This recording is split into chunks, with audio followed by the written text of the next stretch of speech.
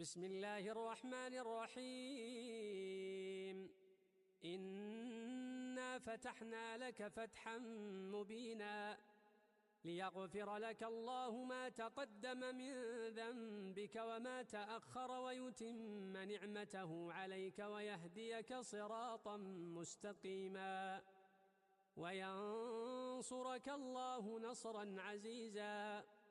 هو الذي أنزل السكينة في قلوب المؤمنين ليزدادوا إيمانا مع إيمانهم ولله جنود السماوات والأرض وكان الله عليما حكيما. ليدخل المؤمنين والمؤمنات جنات تجري من تحتها الأنهار خالدين فيها ويكفر عنهم سيئاتهم وكان ذلك عند الله